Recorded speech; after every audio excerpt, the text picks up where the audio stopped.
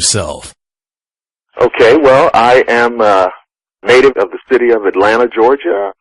I have been involved in researching and reading and studying as much about the paranormal or unexplained phenomena for many years, extending back into childhood when there was a lot less information at your fingertips. I've been a teacher, a classroom teacher, an education administrator for a number of years, and I kind of took those two areas of, education background and fascination with unexplained phenomena and established something called the American Institute of Metaphysics, which is an educational entity which allows people to have at their fingertips to study those things, which, similar to things that you discuss on your show, like Dogman and various other phenomena. You have a podcast called Shadowland that I'm very fond of. I love listening to it. What made you decide to start that show? I've done radio for maybe the past, 7 or 8 years on different networks in one format or another. And I just decided that I wanted to just do my own and kind of break free from the whole traditional radio universe.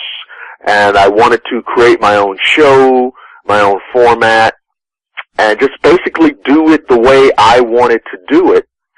So that was really what sparked me on. And, you're doing something very similar. You've created Dogman Encounters Radio. I wanted to do the same thing with Shadowland. Of course, on Shadowland, it's a general free-for-all with respect to the various different types of paranormal phenomena. We've just really launched, we've just done 7 or 8 episodes, and we certainly appreciate your kind words about it. Well, you deserve it, and the show does too. If you're a fan of things that go bump in the night the way that I am, you could do a lot worse than tuning in to Shadowland. Please, Dr. Lester, tell us how we can tune into that show. Absolutely. The show has its own Facebook page.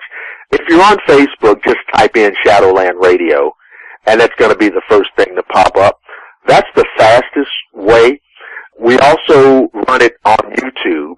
We'll publish an episode on the Facebook page and on YouTube. And same thing, if you go to YouTube and type in Shadowland Radio or Shadowland Podcast, we're going to pop right up there. We do have a new website, a separate website, where we're also going to put the episodes, and that is Shadowland and it's Yolasite, YOLASITE.com, Shadowland.yolasite.com. So either there, Facebook, or YouTube. If you're online, it's very easy to find it. We try to do a new show every 7 to 10 days, and we'll probably have a new episode published this coming Friday. Well, great. I'm going to tune in like I always do. Just so you know, also, I'm going to post a link to that website that you just mentioned on the resources page of dogmanencounters.com so that listeners of this show can find it that way as well. That's fantastic. Thank you. Oh, you're welcome. Because of your background and pedigree, there are so many interesting things to talk about here tonight. The first question for you that comes to mind would be, of all the cryptids that you know about and have consequently studied, where would Dogman rank in that list? It definitely would be right at the top in terms of the scariest, and definitely right up there with Bigfoot in terms of the most interesting, because you're talking about an anthropomorphic creature, a bipedal creature, a creature that walks upright and leaves footprints on the environment, and it's something that has been encountered by a lot of people, and it almost inevitably leaves them shaken, and I guess, I don't know if traumatized is too strong a word. I think in some cases it may be applicable, but I just find it so fascinating, and just right at the top of the list, because it's so frightening, and it begs such a question: how could something like this exist? In prior conversations, Dr. Lester, I've shared with you the fact that I don't see the term werewolf and the term dogman as being fungible terms. Do you see dogman and werewolf, the terms, as being fungible?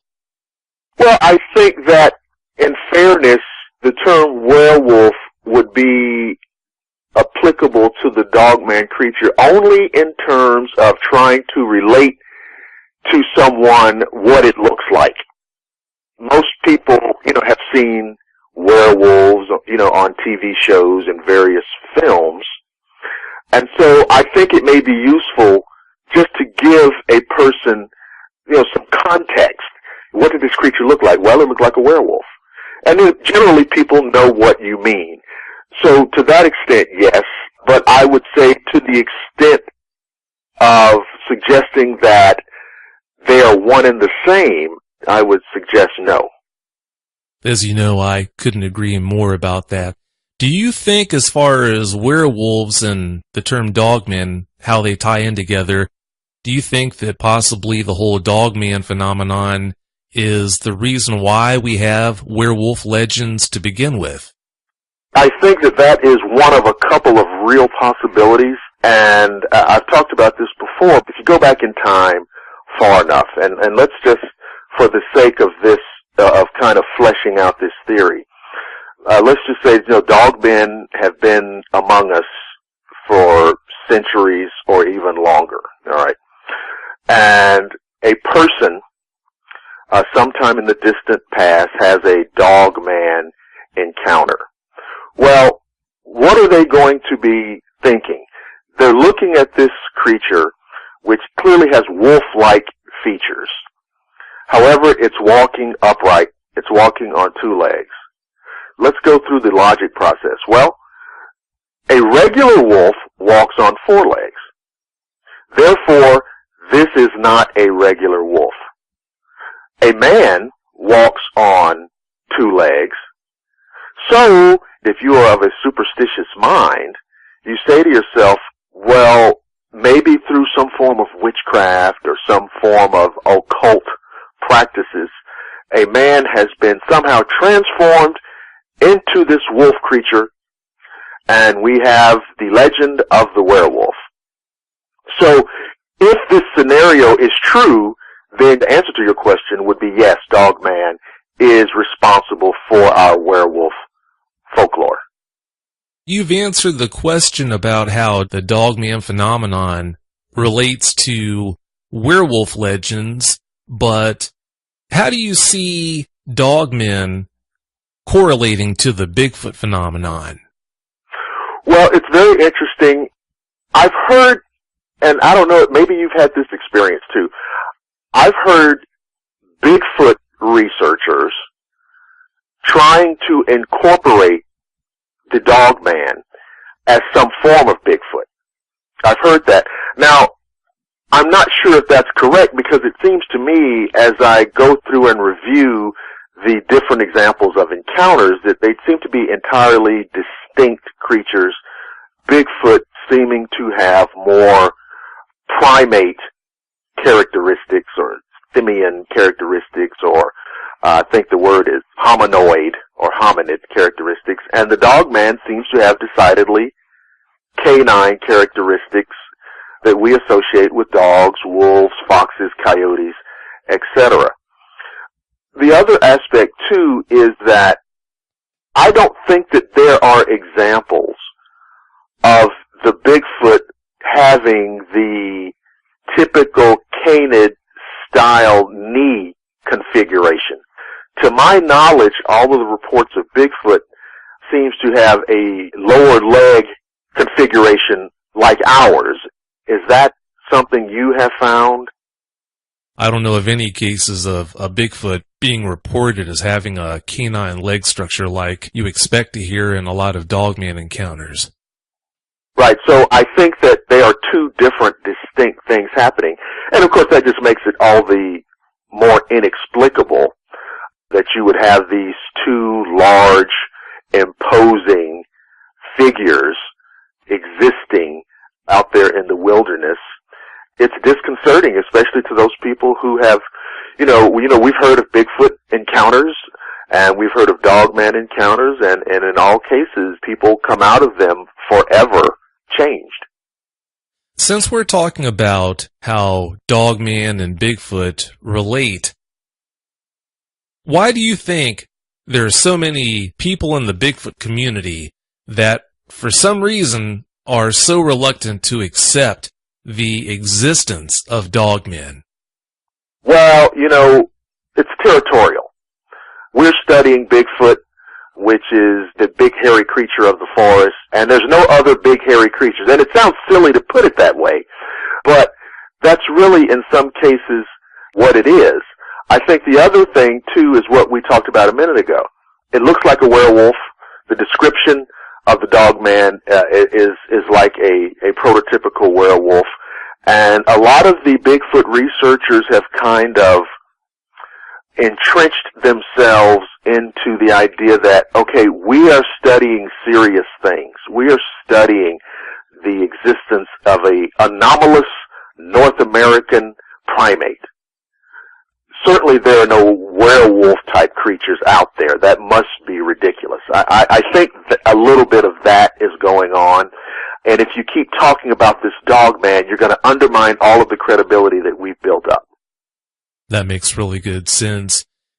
Crossing over to the werewolf side, I know that you're very well read on werewolf folklore and legends and how they relate to various cultures from around the world. Could you please tell us about that? The earliest example, to my knowledge, of this idea that we now know as the werewolf can actually go back to ancient Egypt. That's taken it pretty far back. There was a kind of book of prayer and incantation that the Egyptians called the Pertemru, which is the book of coming forth by day. Somehow Western scholars turned that into the Egyptian Book of the Dead. Okay? This is the first example where we see ritualized shape-shifting, turning men into animal forms, crocodiles, hawks, hippopotami, and finally into the shape of a serpent and then a wolf. And I think that from ancient Egypt, these ideas, these traditions kind of migrate the way they do historically into Greece and then later into the Roman world. Of course, that takes it over into Europe, where you start seeing the beginnings of what we would now recognize as those traditional Central and Eastern type superstitions, the vampire, the werewolf. But it goes all the way back, at least as far back as ancient Egypt. And of course, the Roman Empire at a certain point had a slow conversion to Christianity. And so it was an excellent opportunity to juxtapose the idea of a man turning into a wolf as the handiwork of the devil, Satan, the great adversary. So that is, how it's led up even until today. Didn't you tell me in the pre-interview that cultures as far and wide as Japan have legends about werewolves as well? Yes, the Aztec, the Zulu of southern Africa, even in Kenya and other parts of West Africa. In Japan, you have the story of the were hyena in Africa, the were crocodile, the Apache, the North American Apache, the Chiricahua Apache, the Mescalero, have stories of the werewolf. In many Native American traditions, they use the term skinwalker, which is a wizard or a witch that can transform himself into this horrific werewolf-type creature. You have the kitsune in Japan, which is like a were-fox, because the fox is regarded as a trickster, a deceptive, mischievous creature. And so these things exist all over the world. Well, if I had to choose, I think I would much rather have to deal with a were-fox than a werewolf any day. I would have to agree, especially if it looks and reacts and influences us the way the Dogman encounters, or the type of influence that Dogman encounters have had on people. There's also, to just piggyback on this kind of global werewolf folklore, there's also kind of an occult demonology, if you will, angle to this. And this is something that I've kind of picked up over the years from some people who I consider to be more learned than myself. And it's a very fascinating idea. Most people who research or study or paranormal enthusiasts are aware of spirit possession. Most of the time, we think of spirit possession as depicted in movies like The Exorcist or many of these type of programs. Some people in the demonology field have kind of categorized true werewolfism or lycanthropy in the category of spirit possession. And that gives it a very interesting dynamic that a lot of people may not think of. We talk about different kinds of spirits roaming our world, and some of these are elementals, which are spirits of things that have never existed physically, but which seek to experience a corporeal reality, the senses, all of the advantages that go with having five senses, okay? And it is these type of entities which seek to possess the body. And when this happens, and the spirit of a beast takes possession of a person, then this monster is brought to the fore. This horrific imagery, terrible fusion between man and wolf. And of course, this reaches back to our primordial past, when in prehistoric times, Homo sapien and Canis lupus were vying for being at the top of the food chain. The wolf has been our natural adversary since the very beginning. You touched on the subject of possession, and I thought you were going to lead into the topic of why silver has been seen over the ages as a way to kill a werewolf. Please tell us about that. Right, fascinating theory. Well, we all know that silver is an element, like many other elements that you can name, and as such, it radiates at a particular frequency. Now, it is true, everything in the universe has its own kind of frequency that it radiates at. But we're talking about silver. We're talking about the element silver. We also know that spirits themselves are composed of pure energy. And as such, they exist at a particular frequency. We all know that there are frequencies that are compatible, and there are frequencies that are not compatible. You know, we've heard terms like jamming the signal, or not being able to get a good signal, or incompatible frequencies. Well, the theory is the following. Silver radiates at a frequency that disrupts the spirit's ability to maintain possession of the human body. So the frequency of the silver is an incompatible frequency with that of the beast spirit. So, in a way, there are some fundamental physics at work. I've often thought that what we call supernatural or metaphysical are just really higher order physics that we haven't really come to grips with. So, if you stab the werewolf with a silver blade or a sword or a spear, the frequency that it radiates at disrupts the beast's ability to possess the body, and it immediately goes back into human form. And that is the theory. Now, of course, using silver bullets is problematic, because if you fire the bullets, how do you destroy the monster without destroying the man? And of course, that's one of the things that you see played out in film history going back decades. I see. So what you're saying is, when you shoot a werewolf, if werewolves were real, if you shot one with a silver bullet, then it's not a situation where you've killed the werewolf so the man would automatically die because of the silver's influence on his body, but you're saying it's the silver that takes out the werewolf, and the actual physical trauma of being shot in the first place is what winds up killing the man. Correct. The man is going to die because of the trauma, the damage to internal organs, the loss of blood, and so forth, because it is a bullet. But the energy properties contained within would be sufficient to rid the body of this kind of paranormal contagion.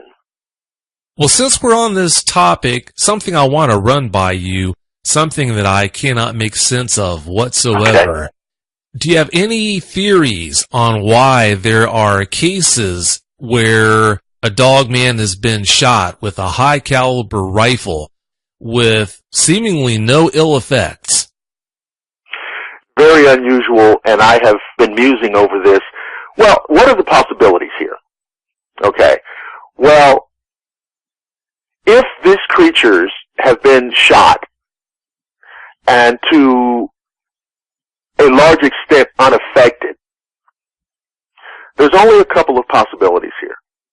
Number one, every example of a dogman encounter where firearms are used, the hunters or the shooters have missed. That's one. Now, I don't think that that's the case. You know, I've heard accounts where you just are just about positive that the bullets found their target.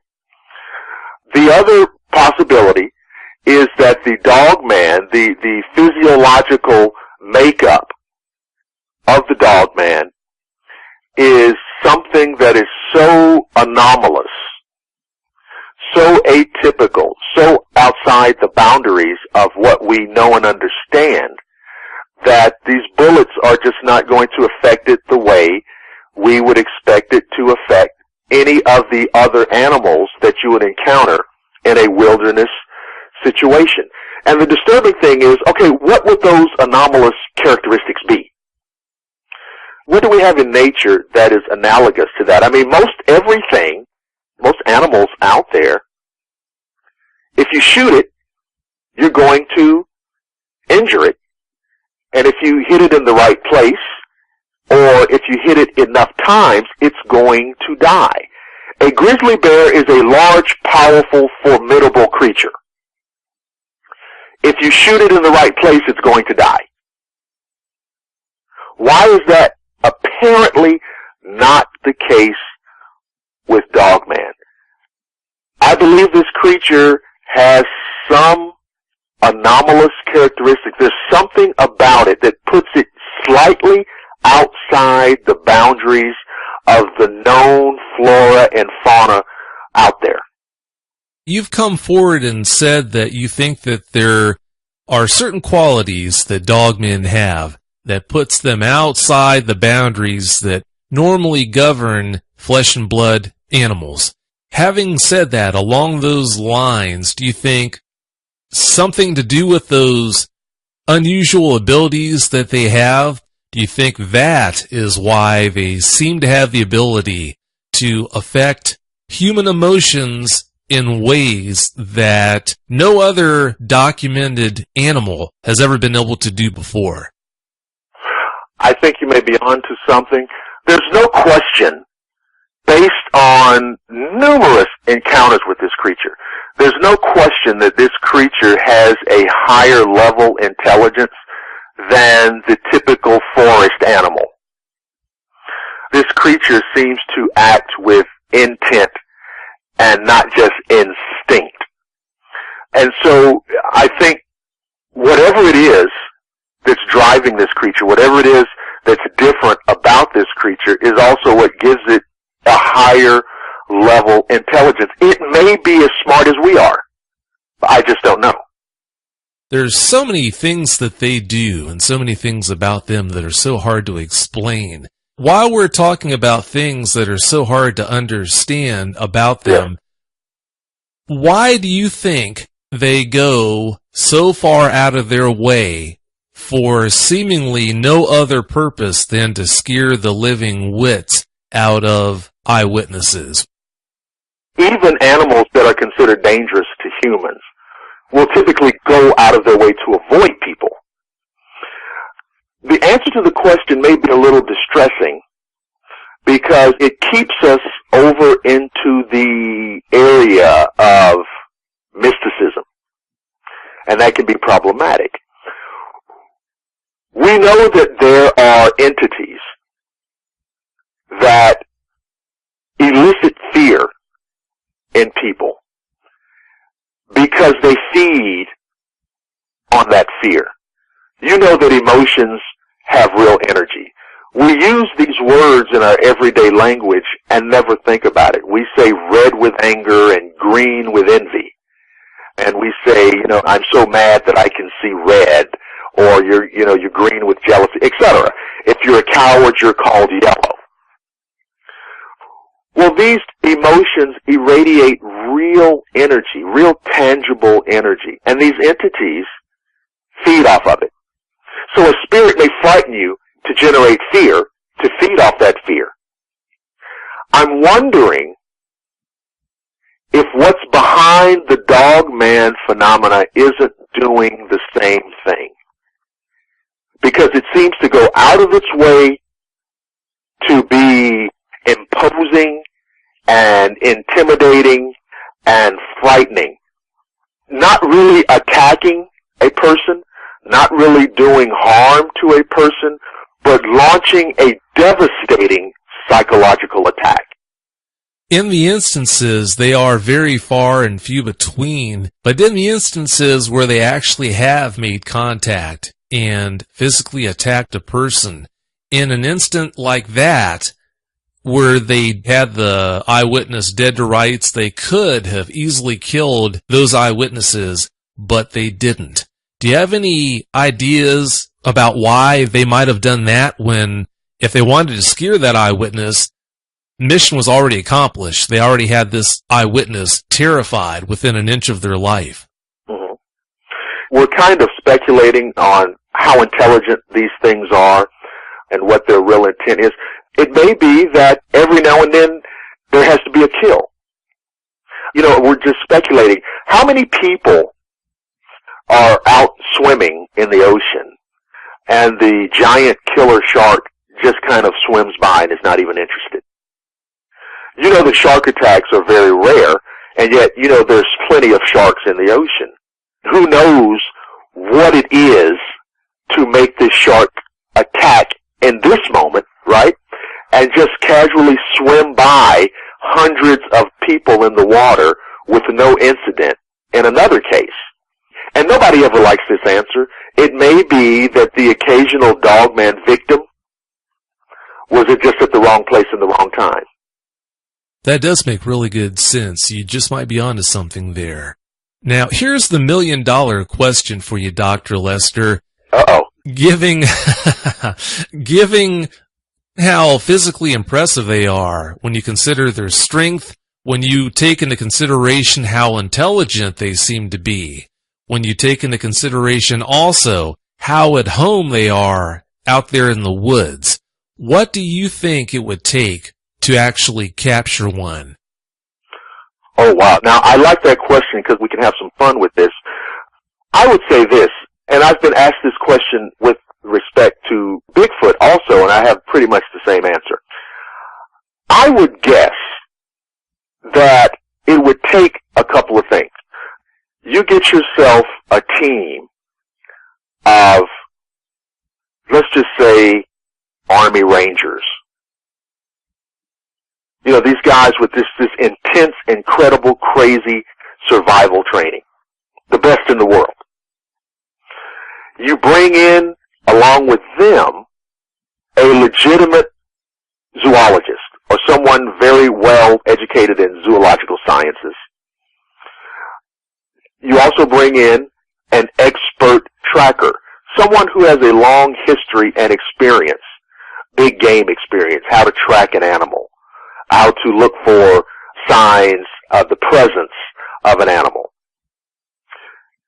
Then you also bring in a technical person, someone who can, you know, mash all the right buttons and make sure that everything's plugged in, whatever the various systems of tracking and monitoring, whatever technology can do, you got to have a tech guy out there. Now, of course, having laid out that laundry list, you can't do any of that without a lot of money. So it would have to be very well financed. But we're going under the assumption that these things are real, these things are out there. I think it is feasible under the circumstances that I just specified to capture one, or at least put yourself in the position where you can demonstrate objectively to the larger scientific community that this is a real creature. Given the fact that you think that we could capture a dogman if we really put our minds to it and through the proper resources at the project, do you think that we should try to go out and capture one? Wow. Well, I would say for the sake of the big picture and the larger necessity to learn as much as we can about everything, I'd say yes. It wasn't safe, and it may not have even been prudent to go to the moon. But it was in our best interest in terms of how much we could learn and how much it would expand our understanding of the universe. Now, I would say going to the moon is probably a lot harder than capturing Dogman, but I think it would serve the same purpose. Think about what we could learn. Think about the potentiality of what it could open up. If we could get a fix on what this thing is, maybe we can look at its behavior patterns, its DNA. I think that the upside trumps the risk. Now, having said that, I'm not advising a group of buddies to go trampling out in the woods, next weekend just to see if they can get lucky. We're talking about a well-orchestrated, well-financed team of professionals. The hair always stands up on the back of my neck whenever I hear someone talk about just heading out into the woods where they think a dogman might be, or maybe where dogmen have been seen frequently, and they talk about it as if they're going to go bird watching or something like that. They don't seem to have any appreciation for the danger that they could be putting themselves into. Well, I can understand why some people would have that attitude, but they really should pay attention to the case history of dogman encounters. If you study that, you'll learn very quickly.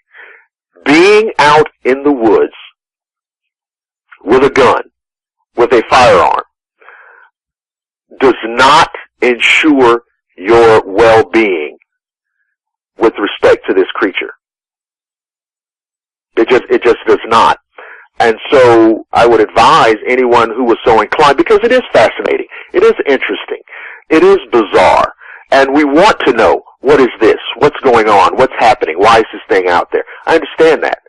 But having a gun out in the wilderness is not a guarantee of your safety with respect to this creature. There are just too many reliable examples of people with firearms using firearms against the dogman and not having the desired effect.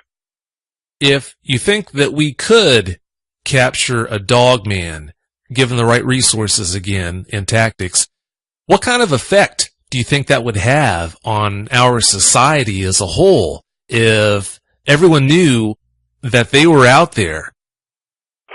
Now, do I think that the woods would be flooded with dogman hunters. I think you might get a little bit of that. But I think also, once you establish that these things are real, I think you also can put regulations into place. There's regulations on hunting everything else, right? So I think if you're interested in trying to see if this thing could be protected through legislation, for example, I've said the same thing about Bigfoot. I've always said, look, let's get one dead one. And of course, I know that there are people who just lose their minds when you say that, but I think they're being naive. One dead one would probably ensure the survival of all the rest. Because, for example, if you have a dead Bigfoot, let's just imagine that we have a dead Bigfoot. Every congressman in Washington, D.C. is going to jump up and say, I want to propose legislation to make Bigfoot an endangered species. Every one of them. And it would pass in 5 seconds. It'd be the only policy that they would agree on unilaterally. All right? Now, here's something I also think will happen.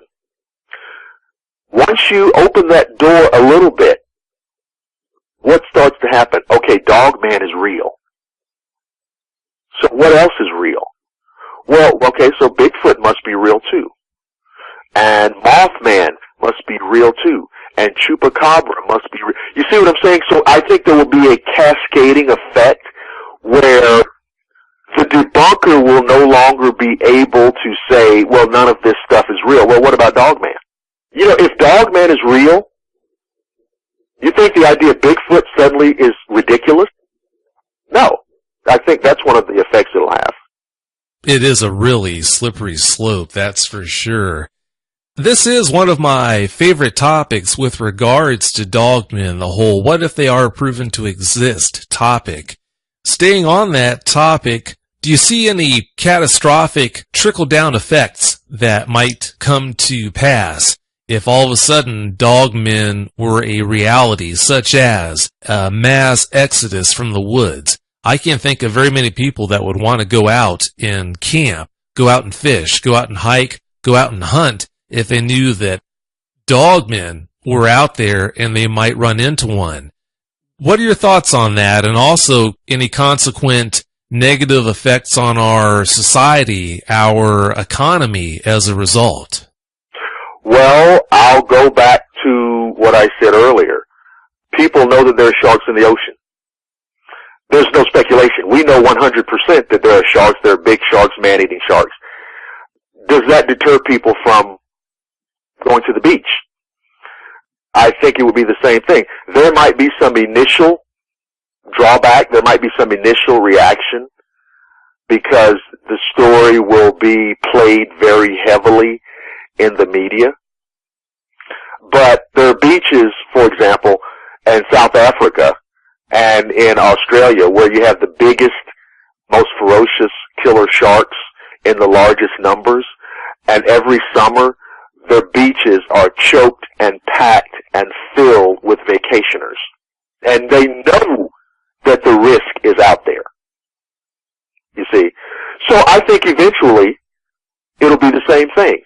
Most Americans, or many Americans, or a large percentage of Americans, are willing to take a risk to enjoy and do the kind of things they want to do.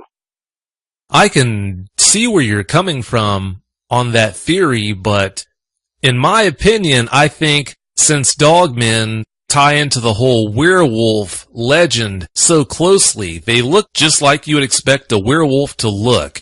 It's right. My opinion, Dr. Lester, that if it was proven one day that dogmen do exist, they are a reality, it's my opinion that the reaction would be much stronger from people than what you just talked about with regards to people still going to beaches, getting into the water, even though they know that South Africa has a huge great white shark population. I think that whole psychological monster thing would draw a much stronger reaction from people than what even giant sharks like great whites get out of people. You may be, yeah, I don't know. I mean, I'll tell you this. Both of those, the recognition of the great white shark and the presence of Dogman, both of those are enough to deter me. So, you know what I mean? So, how other people would react, I don't know, but if some super safari hunting team drug the carcass of a Dogman out of the woods tomorrow, that would be quite enough for me. Maybe other people have more courage than I do, but yeah, it would frighten some people off, for sure. But I would be really interested just to see the scientific fallout of it, the social fallout of it, and again, if Dogmen are real, and don't make any mistake, we tell kids that monsters aren't real. And for a lot of people, that's probably a sensible response.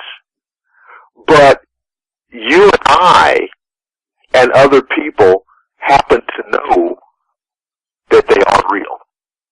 I use that example a lot when I talk about why the Dogman phenomenon is so scary, why it affects us so severely. Like you said, ever since you were really young, your parents told you that monsters weren't real. And then all of a sudden one day you find out that they are, so it just turns your whole world upside down. If they're real, then like you mentioned earlier, what else is real? So it's so hard to know what to believe and what to expect. I think that's one of the reasons why it's such an uncomfortable topic. Moving on, I know you're familiar with the whole David Paulides missing 411 issue. In your opinion, do you think that Dogmen play a major role in all these cases of missing people out in the wilderness? Well, when you look at this creature, you're talking about a large, in some cases it's 7, 8 feet tall. I can only imagine what this creature's physical strength actually is. We know that it has the typical predatory accoutrements, the fangs, the claws, etc. So in other words, it has the ability to maim, to kill a human being, probably with relative ease, to the extent that a person in an unfortunate circumstance may never be seen again. And so I would say yes. I think that with the knowledge that these things do exist, and the knowledge that there are these people who go missing, unseen, in some cases maybe even unreported, I think it's absolutely fair game or fair play to say that Dogmen may be playing a role. I wouldn't dare speculate on what percentage, because I also think Bigfoot plays a role in this. I can't imagine a worse way to go out than to be out in the woods and have a Dogman attack you and take you out. That's just absolutely horrible. You mentioned the weapons that they bring to the table. You mentioned the fact that Sasquatch might also be responsible for a lot of the cases of missing people. Because of the weapons that Dogmen have, do you see Dogmen as being more pernicious than Sasquatch? It seems so. It seems to, if you listen to the reports of the encounters, they seem to have this quality about them that perhaps is not attributed to the Sasquatch. There are cases of the Dogman, for example, attacking farm animals, chickens, and so forth, and not really eating them. Now that, to me, suggests just a certain level of malevolence, because we also have cases of Bigfoot killing farm or domestic animals, but it seems as though they are doing it for food purposes. Okay? This Dogman creature seems to just have a bloodlust. It's killing the animal and just walking away, leaving the carcass strewn about, and so forth. So there seems to be an added dimension of malevolence with the Dogman. That just goes right back to the topic of things that they do that are just so hard to understand or explain. I never will. Do you think that someday down the road these things ever will be proven to exist? I hope so. I hope so. Here's the thing. Researchers have been looking at the Bigfoot question for a much longer time. I'm not really sure if there is a real pecking order, but we've only really started looking seriously at the dog man, I guess, since about the 90s, I would say, seriously. So it's going to take a while to kind of manifest more vigorous, more comprehensive research than we've seen, expeditions and so forth. I would like to think that, yes, at some point we will muster the requisite resources to do so. If that day ever does come to pass, it's going to be very interesting to see how people react. Do you have any closing comments you'd like to share with us? I've enjoyed being on the show. I've been, of course, a fan of the show, and I think it is so very important that we have the program like this that's focusing specifically on this phenomena, because I feel that in all of the kind of the universe of unexplained phenomena, this is one of the most important of the emerging fields. So I was very happy to take part in the conversation today. Well, I'm so glad to have you here. Well, thanks again so much for coming on. It's been wonderful talking with you. It's been a pleasure. Thank you so much. Oh, thank you so much for your time. Well, as you know, please don't be a stranger, okay? All righty. I appreciate it, Dr. Lester. Have a great night. You too. Thank you so much. Thank you, sir. Bye-bye. Bye. If you've had a dogman encounter and you want to speak with me, whether in private or on the show, you can reach me at contact@dogmanencounters.com. I'd love to hear. Our guest tonight is Mike Lawrence from Red Bluff, California. Mike, welcome to Dogman Encounters Radio. Thanks so much for coming.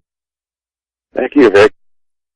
Please give us a brief bio on yourself. Well, I grew up in Cub Scouting. I've gone all through Boy Scouts, just missed my Eagle. I got too involved with girls and didn't get to finish that out. But into my adult life, I taught in Scouting. I actually worked at a scout camp for about 4 years, 5 years. At the same scout camp, I went through as a scout since 1988. So, yeah, it was pretty interesting. And actually, I am a scout leader for my son's Cub Scout den. So I'm actually a den leader there as well. So I'm still involved in scouts.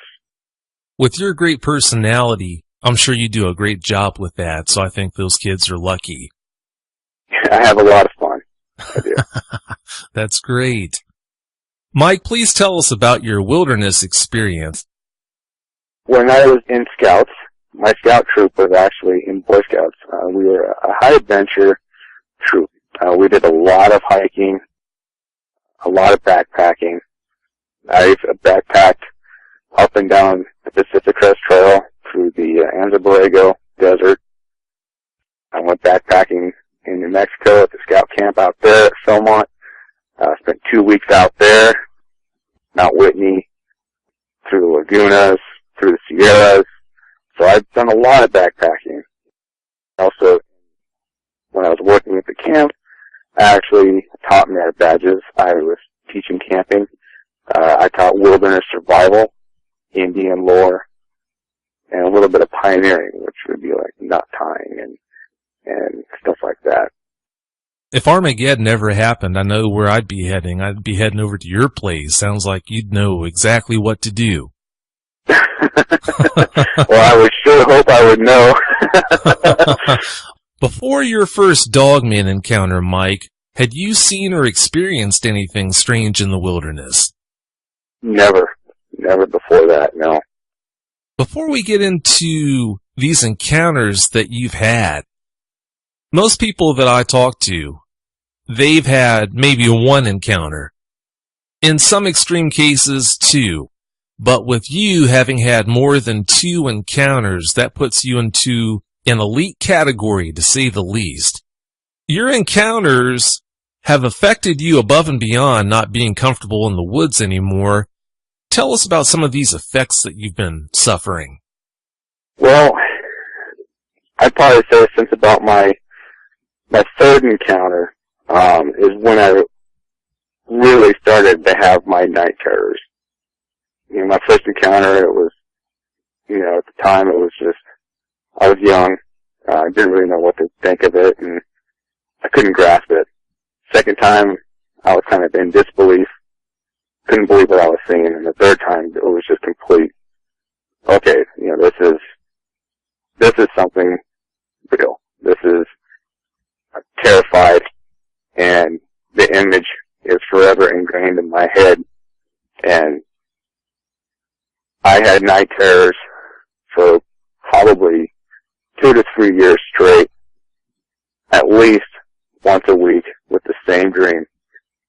It's just terrifying, and somehow I was able to get over this a little bit, but I never look, and not just the woods.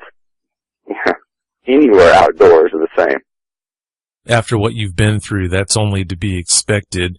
Night terrors and nightmares seem to be much more of the rule with eyewitnesses of encounters like these than the exception. Since you've had so many encounters, you're the perfect person to ask this question to.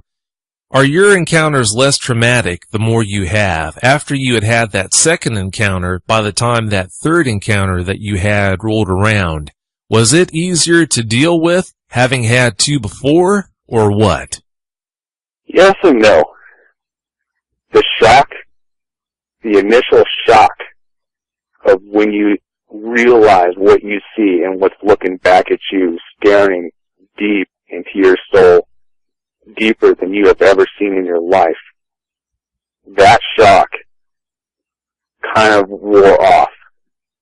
And it was okay, this is what I am seeing. And the thought of it being there and seeing it physically, knowing that it's physically there, the terror is still there, but I think it's the shock factor as, oh my God, this is real. That factor isn't anymore. After having had so many encounters, what do you think dogmen are? Any opinions on that? I honestly, I don't really know.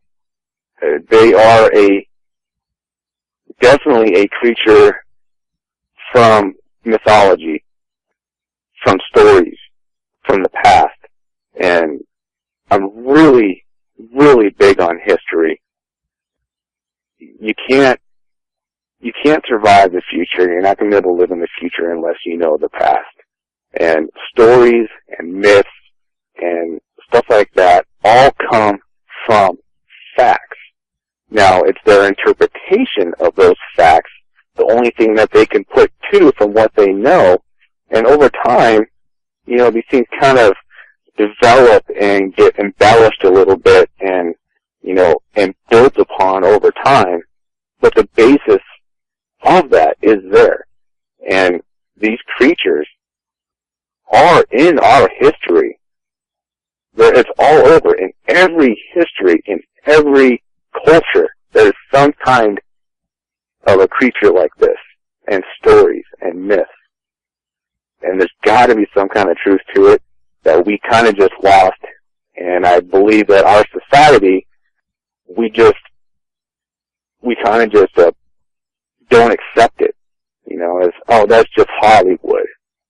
It's unfortunate, but I really think Hollywood kind of destroyed that true belief in these things in a way. Unfortunately, I think you're right. Have you adopted any special techniques for dealing with encounters now that you've had so many, especially knowing the wilderness as well as you do? I don't think I've really developed any sound techniques. All I can say is that I know it's real. The hair standing on the back of my neck. something just deep inside you just says, this is real, this is not to be played with, this is something to fear. Like something just ingrained in you. Like antelope, scared to death of lions, and it's that primal fear that you are prey. And I think that's ingrained in us, and I know it's there. I realize it's there. And it kind of keeps me calm in a way that out of the encounters that I've had, I'm here to tell my story. If they really wanted to have a buffet with me, there was literally nothing I could have done to stop it, or walk away from it, or tell anybody. Nothing.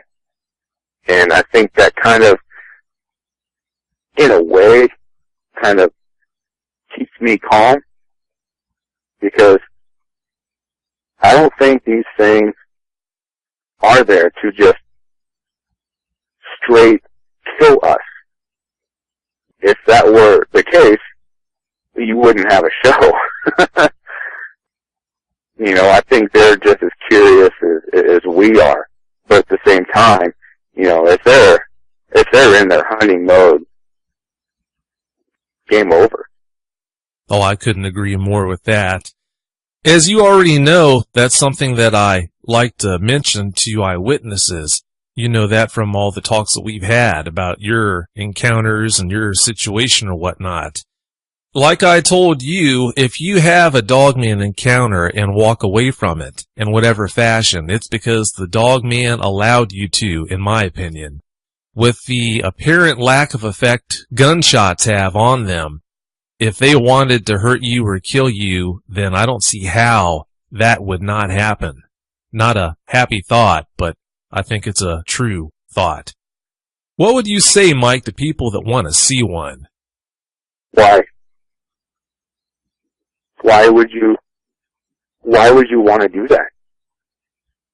Why would you put yourself in that situation? And listening to the stories and listening to people's fears, especially seeing these things, looking in their eyes, it's not a game. This isn't snipe hunting. This is something you don't want to be meddling with. If you happen to see one by chance or by accident, take it as that. I would not want to go out looking for these things on purpose just to see one.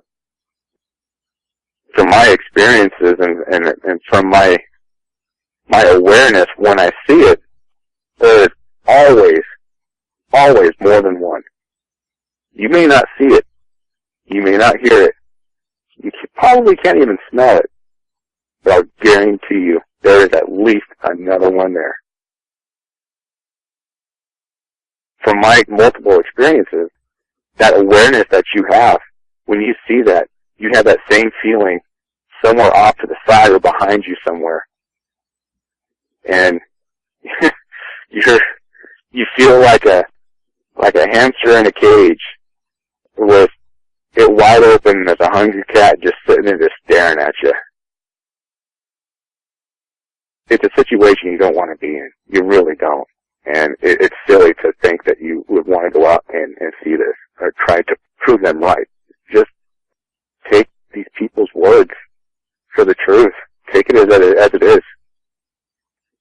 It's a game you don't want to play because you might get dealt the wrong hand. Mike, let's move forward and start talking about your encounters that you've had. We've got a lot to cover here tonight. The first encounter I'd like to talk about is the one where you were on the overlook with your girlfriend in the pickup truck. Please start at the point where you were heading to this overlook. Talk about what happened from there all the way through getting home. It was early spring. Beautiful day. me and my girlfriend, we would like to go out this overlook out by where we lived. Beautiful overlook. It's just a long dirt road. It's like a BLM road. It overlooks our entire valley, and on a clear night, you can see all the way out to the coast, all the way out to downtown San Diego. And just beautiful lights and canyons, and just beautiful. And clear sky, barely a light breeze. We were headed down the road, and we get out to our normal little spot there, and we get out, and we get in the back of the truck, and we're kind of just sitting there just talking, and just kind of looking around, just, doing boyfriends and girlfriends do at a lookout. And I got this feeling that something wasn't right. Felt like someone or something was watching us.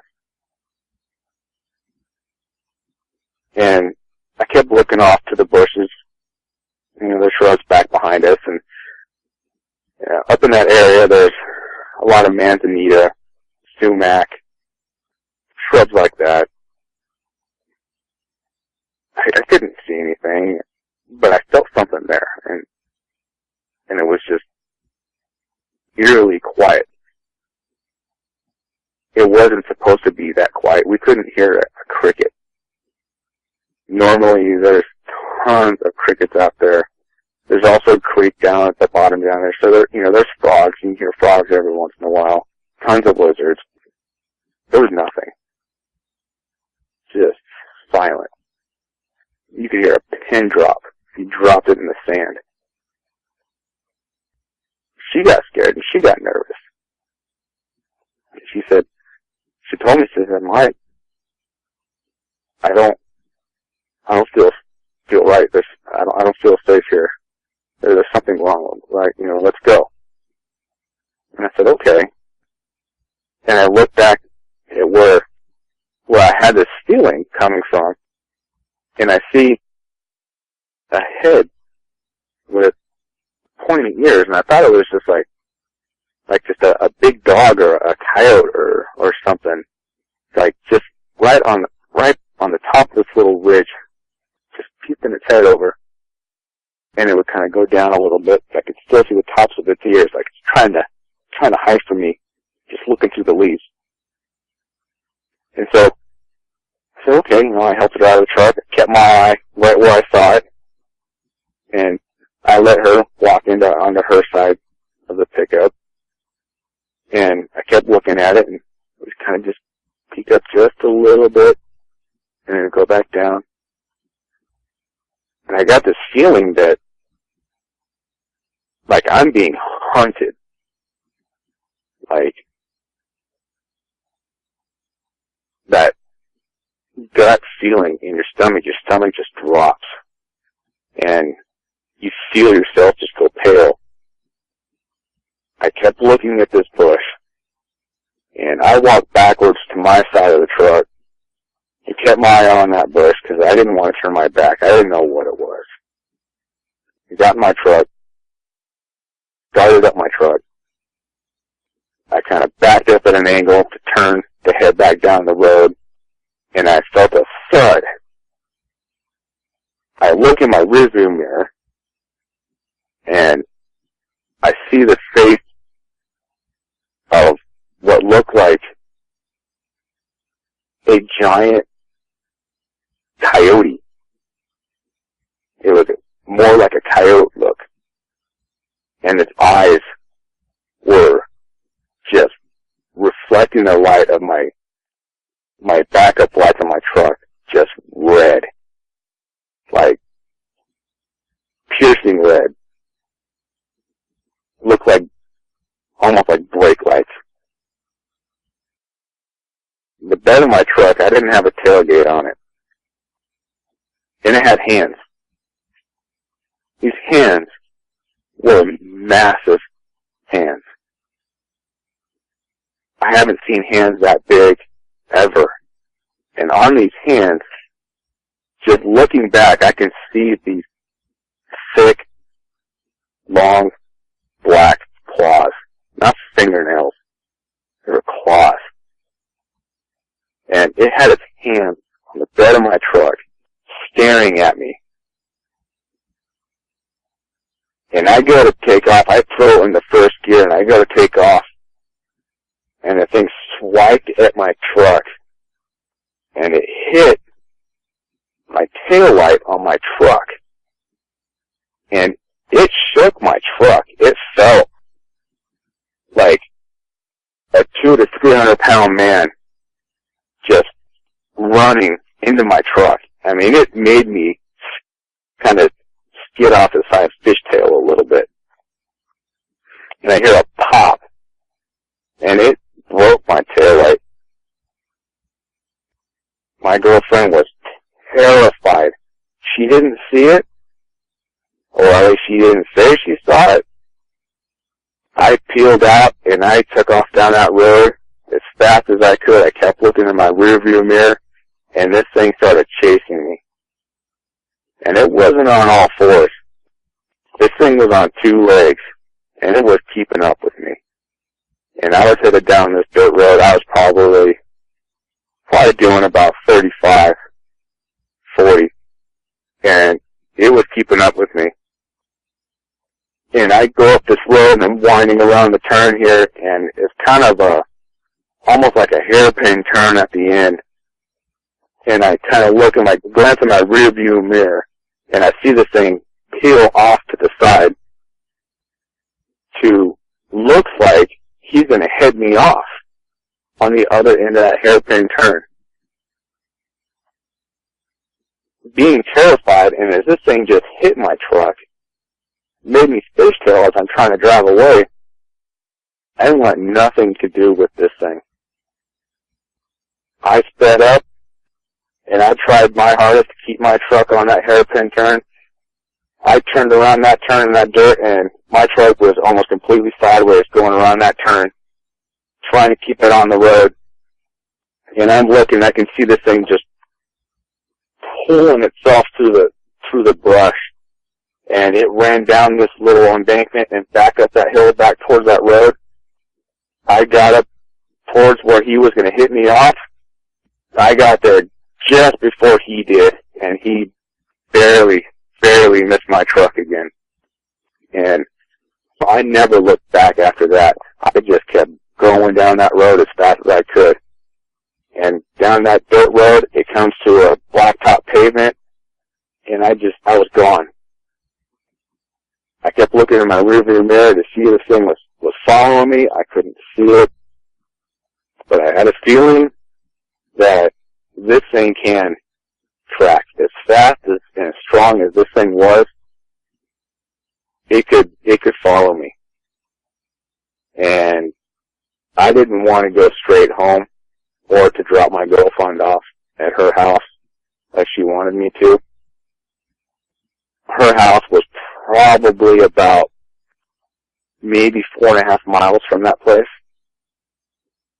So I took the longest route I could around to get to her house. And I probably drove 15, 20 miles out of my way just so we wouldn't do a beeline straight to her house. I dropped her off. Then I went home. But every once in a while when I would go to pick her up at her house or whatever, I would have that same feeling, but I wasn't quite sure, just because of the nature of what had happened and in the area. But yeah, I think it was that moment after seeing that really triggered my night terrors. Well, I could understand why after having a night like that. What a night. After you eventually got in, after taking the back way to take your girlfriend home, what happened then? Who did you tell about that encounter? Did you wait till the next day? Any details on that? She never really mentioned it ever again. I would try to talk to her about it to see what she saw, and she ended that conversation quick. She never wanted to speak of it again. so I never got a confirmation if she actually saw what I saw. I never told anybody about that, just being out of disbelief and my past experience by suggesting to somebody or telling somebody what I really saw. I kind of kept it to myself. Well, I can't say I blame you. Considering the fact that that was not your first Dogman encounter, you'd already had experience on what can happen when you share the details of an encounter with someone. With the average person not wanting to believe that, I can only imagine what you went through. Now, having shared that particular encounter, let's move on to the encounter, if you don't mind, that happened when you were walking down that road alone that night, heading back towards camp. I taught wilderness survival, and my particular camp where I would teach it was about 1.5 miles, 2 miles outside of the rest of camp, due to the seclusion and the nature of teaching wilderness survival. So I'm walking back from chow, and I'm by myself, like I always do. It was just after dusk, and it was just about getting dark to where you can start to see a star or two in the sky, but it was still kind of light enough. I never walked with a flashlight. I could see pretty well in the dark. I've got some pretty decent night vision. I'm walking up this road by myself, and I'm used to listening and hearing everything around there, and I know the sounds, and I know what creatures are there, and what stirs, and what makes noises. I'm walking up the road, and on either side of this road, there's just tons of black oak. It's just littered with dry leaves. The ground is probably 3 or 4 inches thick of just really dry leaves. I mean, it's almost impossible to walk through those leaves without making a sound. Walking up the road, and I can hear the leaves kind of just crunch, but it was matching my steps. I thought it was kind of weird. I'm walking on blacktop on a 2-lane road, and I hear leaves, like I'm walking on leaves, but it was a heavier walk. It wasn't like a person was walking through the leaves. It sounded heavy. I stop and I listen, and I don't hear it. And I take another step, take another one, and I start to hear it again. But this time, I hear it closer, like it's right next to me, pacing me off to the side. I stop again, and I will kind of look over. I can't see anything. The canopy from these black oaks just makes the ground just really, really dark. You can't see under that canopy. It's really, really hard to see. You really got to pay attention to the shadows and the silhouettes that you can kind of make out off the leaves, off the ground. And you just got to pay attention to movement. I can't see anything. I continue walking. I don't hear it for a little bit. And then I hear it again. And this time I keep walking, turn around, and I see the thing jump out onto the road behind me. Probably about 75 yards. Yeah, it's really hard to tell a distance in the dark. We used to pull pranks on each other a lot. And that's what we did. We always pulling pranks on each other. And, with somebody being out and that far out, oh man, you can imagine the pranks that you can pull on somebody to make them terrified. So I'm looking, and I'm standing there. I'm kind of cockeyed on the road, and kind of standing at an angle, kind of just sitting there just looking, and it's kind of crouched down. It kind of stands up a little bit, and I see that this thing, taller than me, and it's not standing all the way up. And I notice that the legs aren't bending right. It looks like he has almost like dog legs. It's bending backwards. But they're massive legs. Like, they're not like skinny legs. They're like massive, like the size of a bodybuilder legs, but bent like a dog's. And at that time, I'm thinking to myself, oh. And it kind of kneels down a little bit, squares up to me, and it's just staring at me. And I kind of square up to it to get a better look at really what I'm seeing.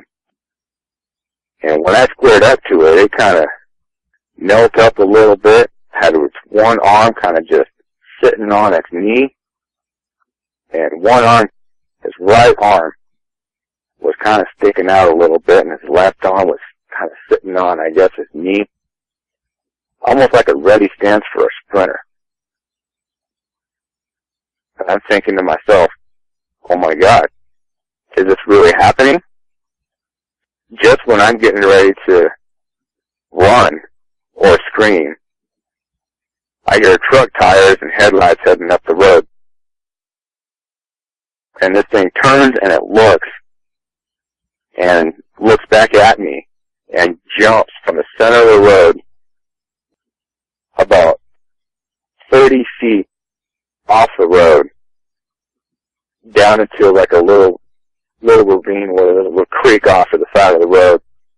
And on that side of the road, there's just stinging metal and poison oak and just thick brush. And it ran through there like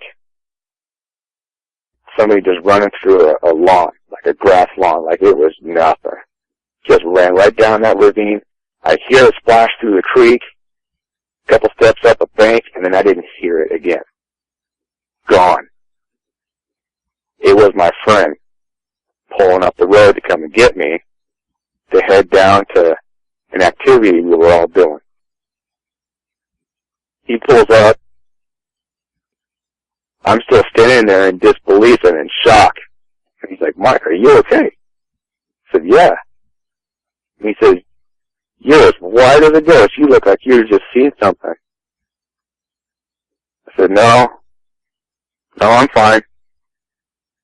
I get in the truck, and we turn around and start heading down the road, and I roll up this window as fast as I could, and I lock that door, and I'm pretty much sitting right in the center of the bench seat, sitting right next to him, and he kind of looks over at me and says, what are you doing?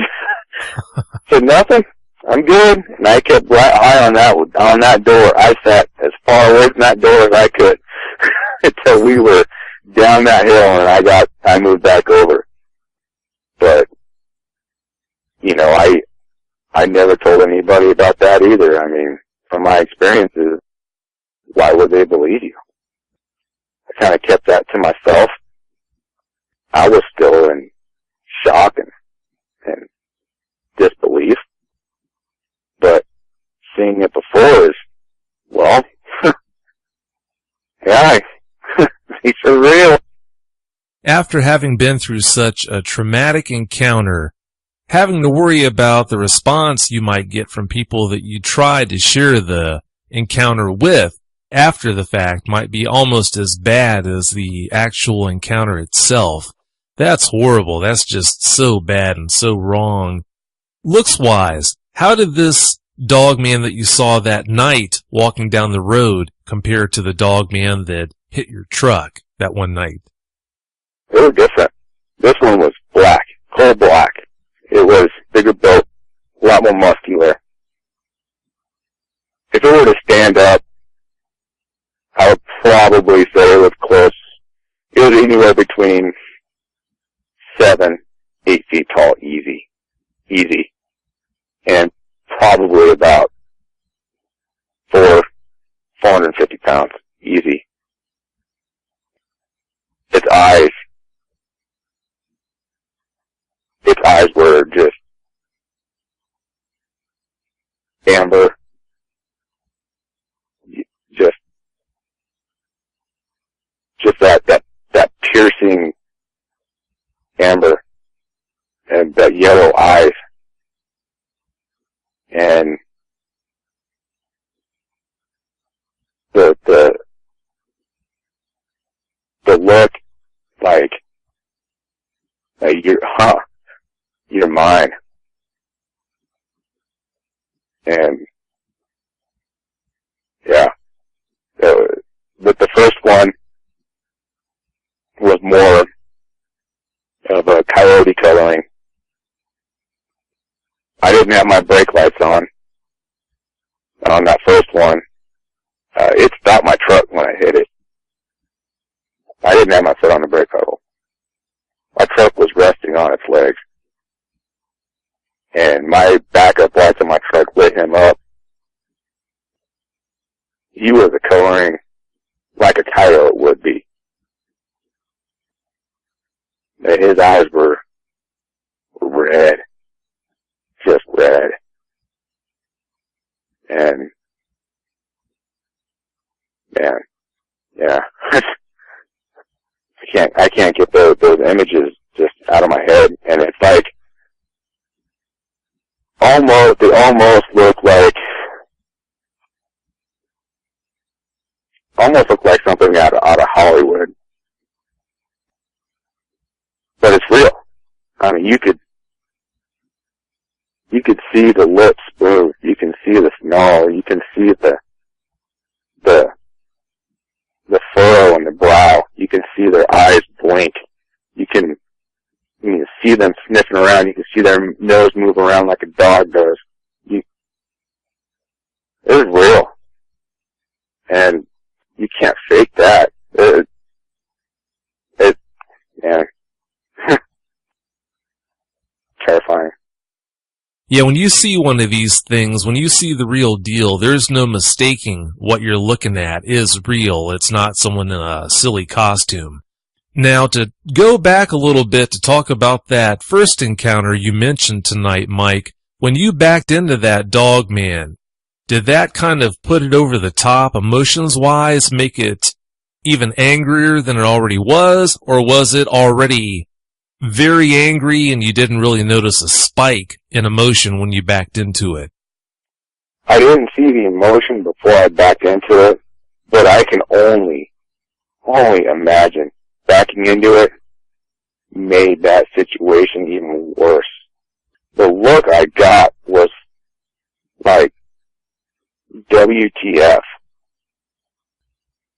You know how when you get angry, you kind of furrow your brow and you can see that anger look in your face, and you kind of, your lips kind of come up a little bit, and you see that the tenseness in your neck, the tendons kind of tense up, and your shoulders come up, and that anger, and I just saw that anger in its face, like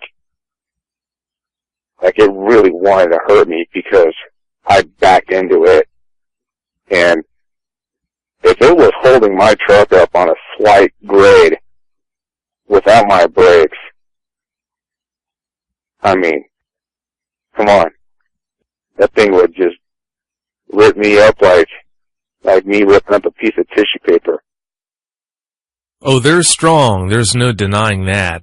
When you factor some of the things that they've been seen doing by very credible eyewitnesses, you can't underestimate how strong these things are. Now, to bounce back to the second encounter you talked about tonight, is that dog man the one that was even bigger and more muscular than the first one you mentioned?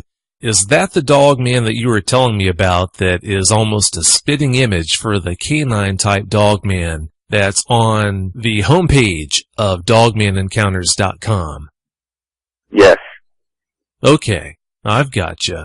For anyone listening, if you want to take a look at that picture that we're talking about, if you go to dogmanencounters.com's homepage and look towards the bottom right of that page, you'll notice that picture there of a brownish dog man that Chris Chin was nice enough to create for me. That's what Mike's talking about that he saw in this second encounter. Mike, from what I understand, the encounter that you had in the Anza Borrego Desert was your first encounter, correct? Yes, it was.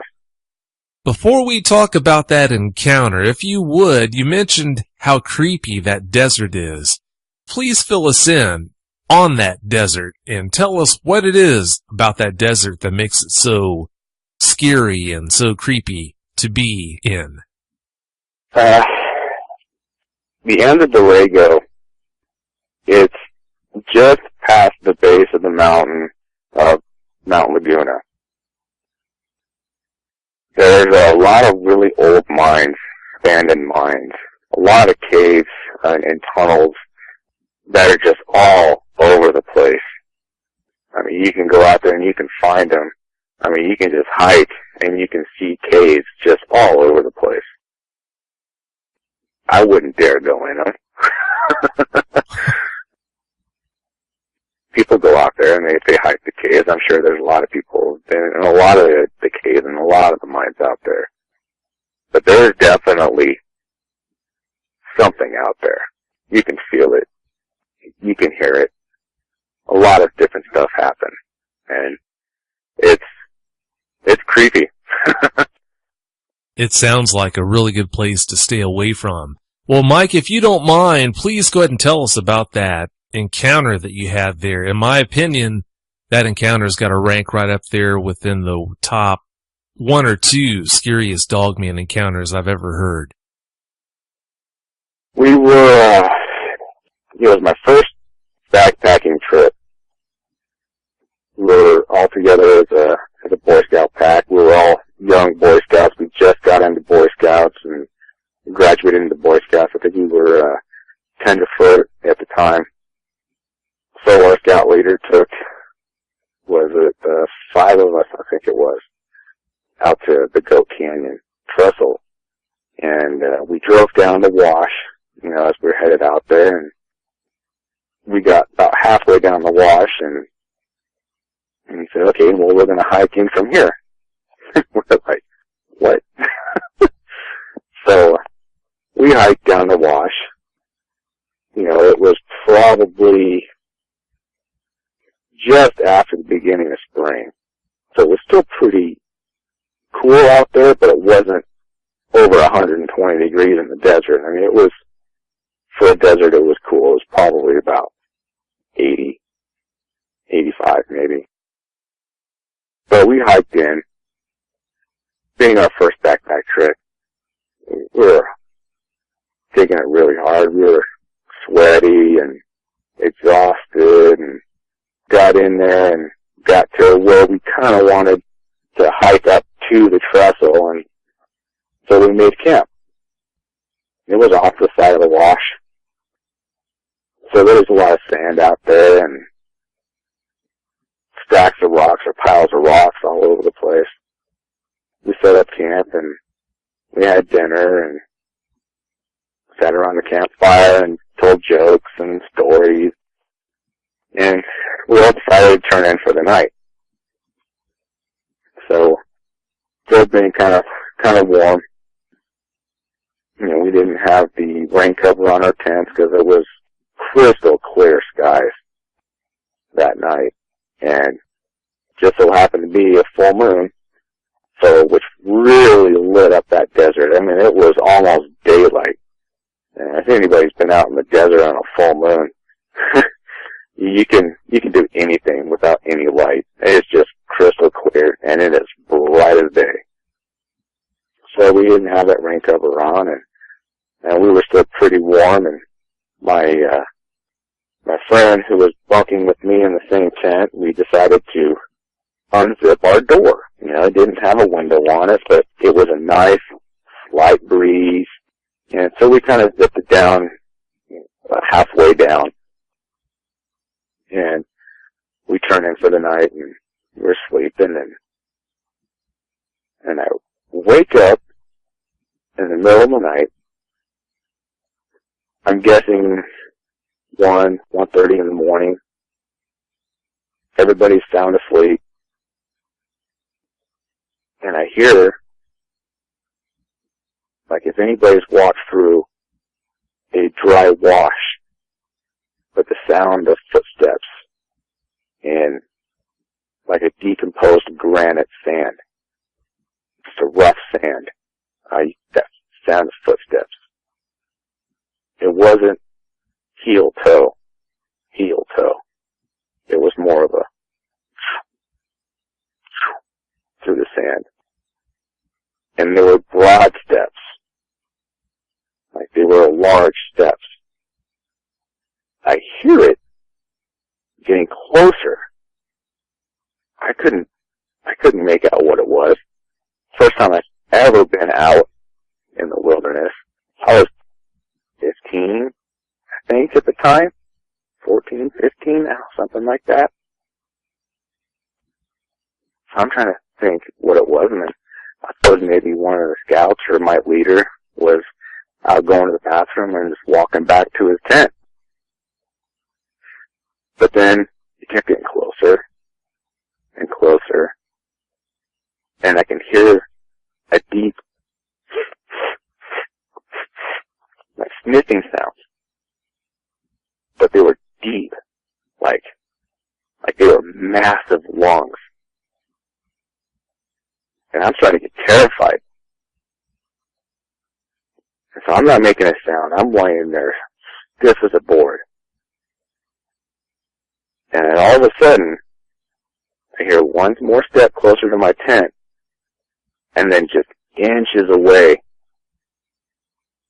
my head is laying against it towards the back of my tent. Inches from my head, probably 5 inches, 6 inches. Side of my tent goes, and I can feel the back of my tent just pressed down on the back of my head. I'm terrified. And I'm sitting there and I can hear it sniffing. I look up.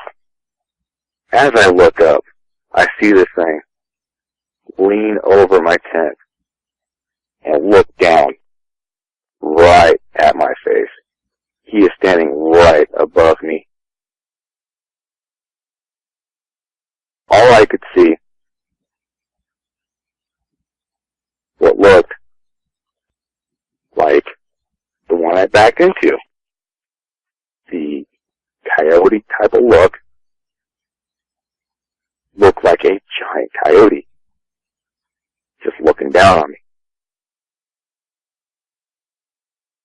And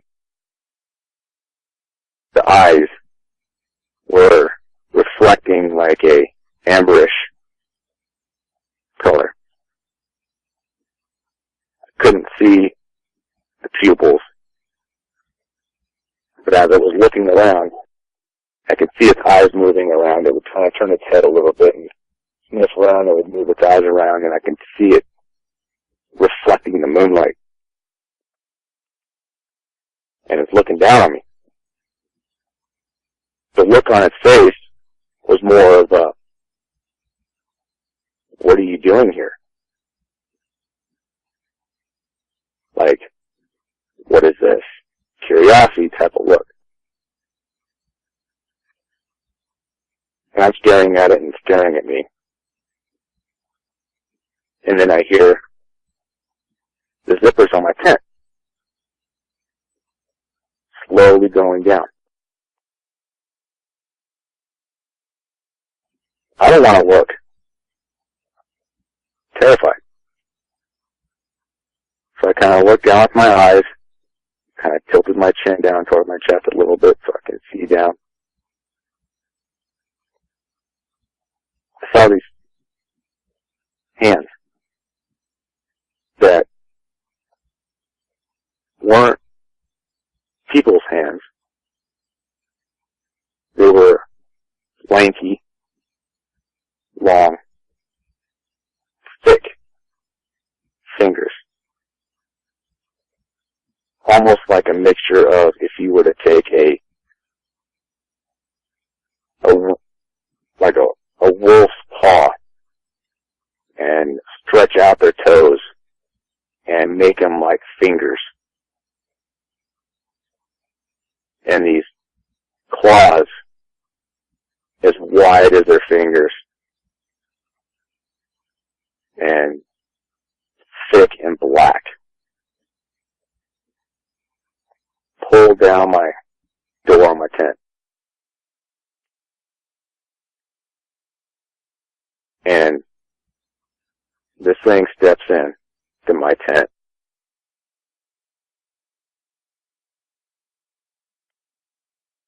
It's kind of like it looked a little bit like the bigger one, but it was small. It had the look of a pup. You can tell a full-grown dog and a pup. And it had that younger look, like it was a pup. If this thing were to stand up, it would probably be maybe 4 feet tall, maybe 4.5. Really wasn't that big. But I could tell it was kind of a pup because its hands were too big for the proportions of its body. Like a dog growing. Like their paws get really big. You can tell how big that dog is going to be because of their paws. They haven't grown into their paws or their ears yet. It had that pup feeling. So this thing steps into my tent and sits down on my ankles. And it sits down. I had my feet kind of sticking up in my sleeping bag. And you know the top of your foot and that little arch in the top of your ankle where it meets your leg kind of sits down like right there. At that point, I literally pissed myself.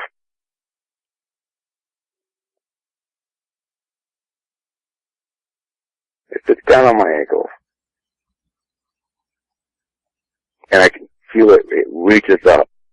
And it grabs my shin. I can feel its hands reach around my leg, just below my knee, above my calf, my shin. Not a heavy grab, just a light grab as kind of a support. And I look up at the big one, and it's kind of looking down at me as, don't you dare do a thing. Don't you move. And it had that serious look, like, don't you dare move. And this thing is sniffing around my tent. And I look down, and it leans towards me. Its weight was so perfectly distributed between its back legs and its hands on my legs, I couldn't feel the weight distributing. It leans towards my face, sniffs around. I see it open its mouth, and its tongue starts to come out, and I close my eyes, and it licks me right in the face. I don't know if I gasped. I don't know if I flinched or jumped. But I couldn't believe it. I thought it was a dream. in my mind, I'm thinking, no, no, no, no, no, no. No, this isn't real. This is not real. This is a dream. I'm having a nightmare. And I close my eyes. No, this isn't real. I'm going to sleep. I'm asleep. I'm asleep. And I'm thinking to myself, I'm asleep. I have my eyes shut. And I open them. It's still there. I'm not asleep. That really happened. My friend was laying next to me.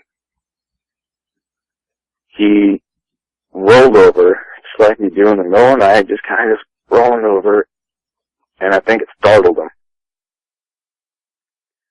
The thing jumped back out of my tent so fast, it never pushed off my legs. It just used its hind legs, jumped back, didn't hit my door, didn't hit my tent, landed outside my tent. I look up, the big one looked at me, turned, and ran up the hill behind me. Behind us, there was a little tiny hill with just granite rocks. I heard it take a couple steps, and I can hear its claws just dig into that granite as it was climbing over those rocks to get away. It was gone. I looked at my tent, and the small one kind of just sat there for a second, just staring at me, and turned and walked away on all fours, just like nothing had ever happened. Being in shock, I never slept a wink that night. I stayed up all night long. Never heard anything again. Never saw anything again. But when everybody started getting up, getting ready for breakfast, the other scout that was sleeping in my tent with me, and he woke up, and I asked him, "Hey, did you see that last night?" And he said, "See what?"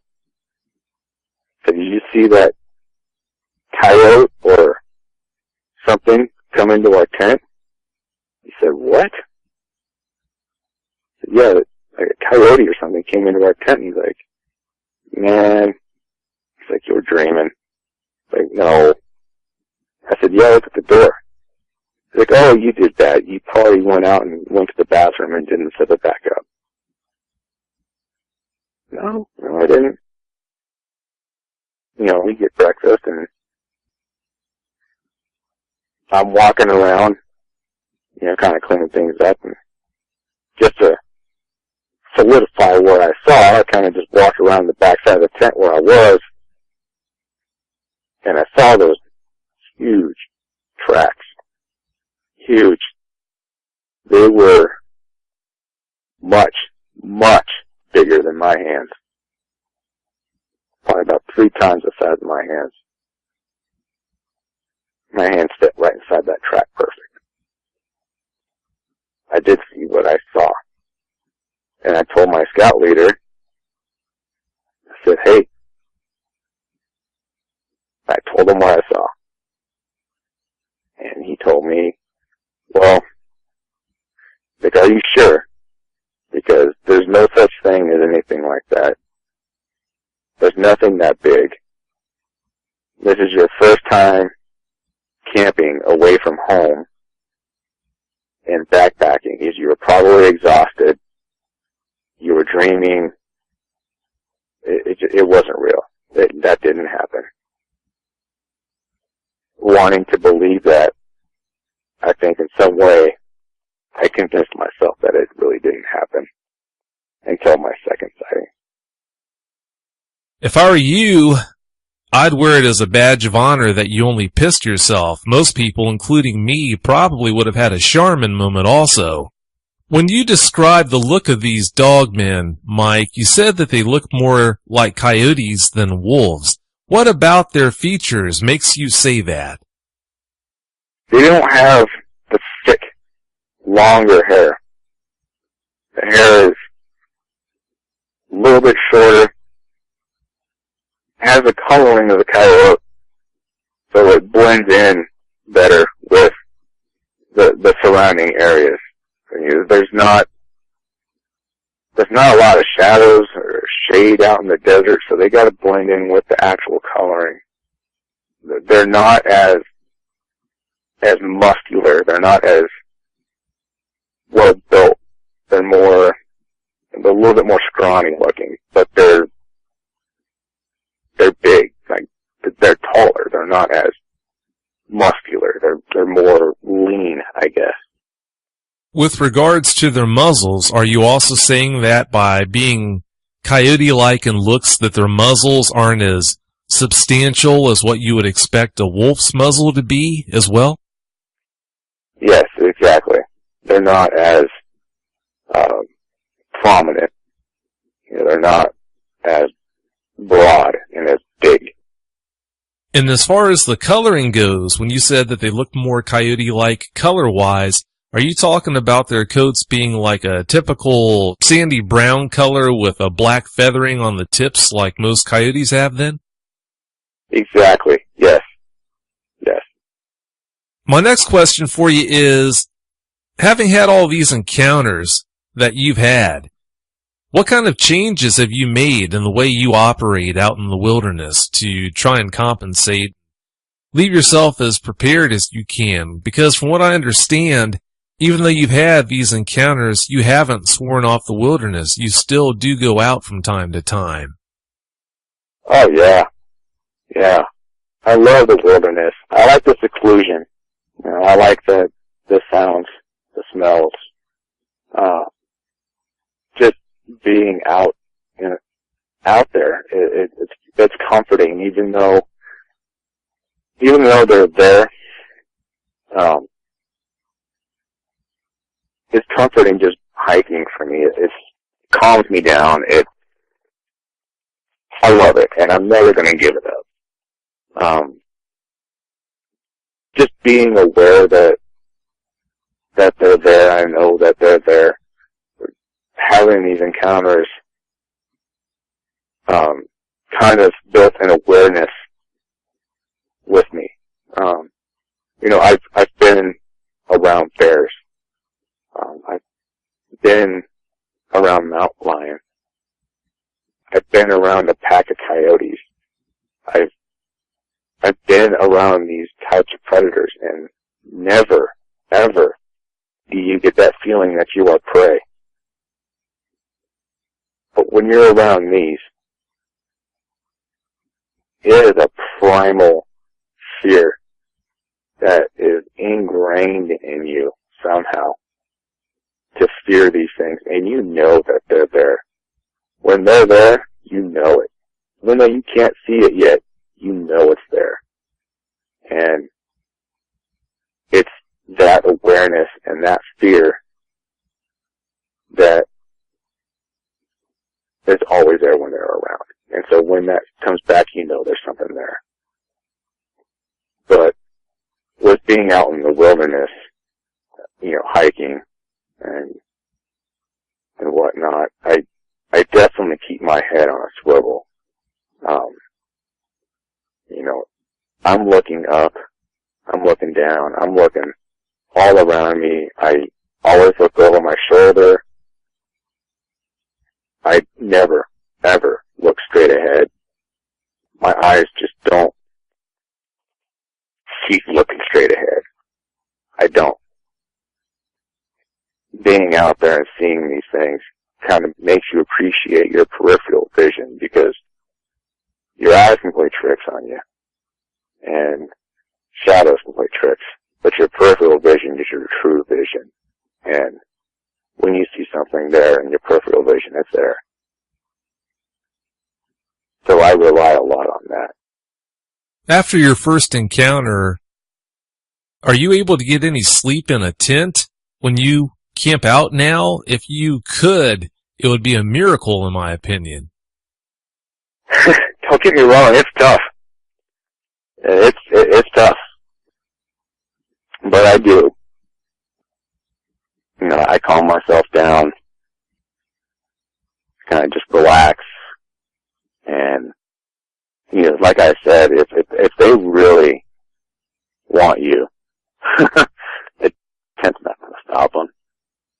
A truck or a car is not going to stop them. I mean, there's nothing you can do. And why live your life in a constant fear? There's no way to enjoy life and to enjoy the things that you love. And just knowing that they're there and being aware, just being aware of what's in your surroundings. I mean, not just in the woods, just anywhere. You know, that kind of gives me a little bit of comfort. And I do get sleep. And don't get me wrong, I still wake up a lot in the night, but I realize what's really there, and I go back to sleep. But I tell you what, man, my hunting knife is never far from me. I sleep with it in my sleeping bag. Oh, I can't say I'll blame you one bit. Is that all you take for protection is your hunting knife, or do you also always have a firearm around when you're out in the wilderness? I don't have a firearm with me out in the wilderness. You know, it's why. I don't think a firearm is the right answer. You know, granted, it is good for protection for something that can be taken down with it. But, you know, just knowing what I know now and just the feeling I got from these things, there's nothing that you can do. I mean, the firearm's not going to stop them. Unless you have, like, maybe a 50 caliber Barrett sniper rifle, but even then, who knows? You know, but a knife, you know, maybe I can hurt it and cut it, or maybe I can get lucky. But I don't want to accidentally shoot something that didn't need to be shot. I don't know. Well, given the past history of people that have tried to shoot one of these things, maybe all it would do would be to make it angrier, so maybe you are onto something by not taking a gun with you in the first place. Now, through the course of all these experiences that you've had here, Mike, with dogmen, you mentioned the sniffling/snuffling sounds that the big dogman made as it walked up on your tent. You also mentioned the sniffling sounds that the smaller one made when it got ready to lick you on the face. But through all of your encounters, did you ever wind up hearing and seeing at the same time any of these dogmen make any sounds? I never heard a howl or any like real like vocals, but I have heard guttural like growls and almost like kind of like a dog trying to warn you something's there, but without being too loud, to kind of just, you know, I've heard that. Definitely the growl. I mean, you can feel that growl in your chest. You feel it. I have heard that. Do you have any opinions on why you seem to have all these encounters when most people would never have an encounter in their life? A scant few will have one, but for you to have 3 dogman encounters, any idea why you're so lucky? Before you answer that, I do want to say that for some reason, some people just seem to get on their radar, and they do have repeating encounters with these things, but I wanted to get your take on it. The only thing I can think of is that I am a little sensitive to energies and pressures. Like, I can feel shifts in pressures and different energies. I can feel presence of air. Maybe it's just the sensitivity of my surroundings and what's going on. Maybe that has something to do with it. I've always been like that since a child. I guess my grandmother had it, and then my mother as well.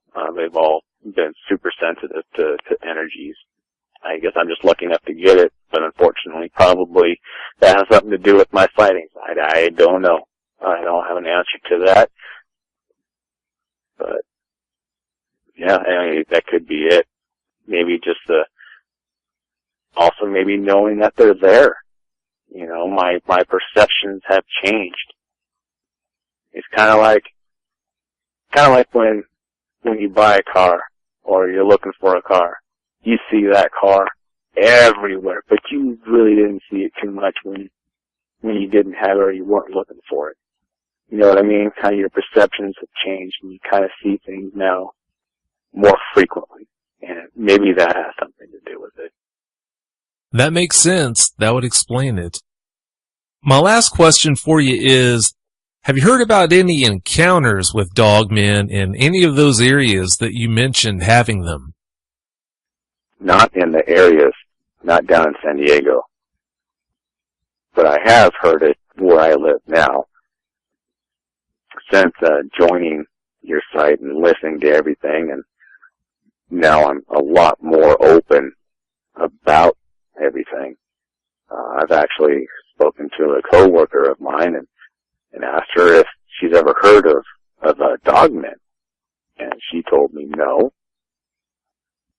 Well, she said, well, what are they? And I said, well, I gave her a description of it, and the look on her face was, oh my God.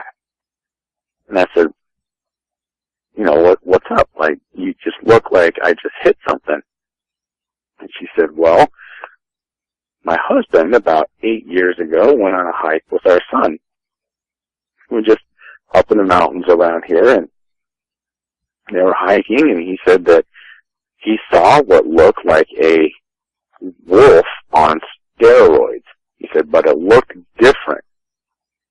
He said it had a little bit longer arms, and it just didn't look normal, but it looked like a wolf on steroids, like it weighed like 300 pounds. And I said, well, you know what? I said, that's most likely a dog pen right there. And I said, talk to your husband and go check out Dogman Encounters and tell me what you think.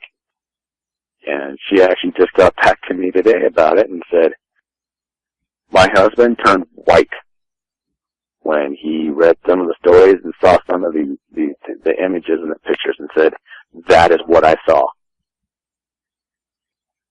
So where I live now, there is Dogman in the mountains. So, yeah. That's amazing. The fact that you're working with someone whose husband had also had a dogman encounter. Who would have ever thought that? Although the encounters are becoming uncomfortably more common than I would have ever imagined that they would be. That's not good news at all. Before I ask you to give closing comments, Mike, I want to mention something about next week's show. This is not where the story ends with you. You've got all kinds of crazy things going on around your home. I'd like to have you back, if you don't mind, next week to tell us all about these things that you shared with me that are going on there. Would you mind coming back? Sure, I would love to come back. Well, I appreciate it. I'd love to have you come back and talk about that. Do you have any closing comments you'd like to share with us? I just want to say that if anybody is listening to this and they're in doubt, if this is your first show listening to, start with episode 1. Listen to all the accounts. All the accounts have a lot of similar aspects. And multiple witnesses, multiple sightings, multiple encounters, having the same descriptions, the same feelings, the same emotions. You can't discount that. These things are real. This isn't Hollywood. This is no joke. We're not here for entertainment. This is real. Don't go out and try and find these things and have a sighting of yourself. This is something you don't want to see. You really don't. The image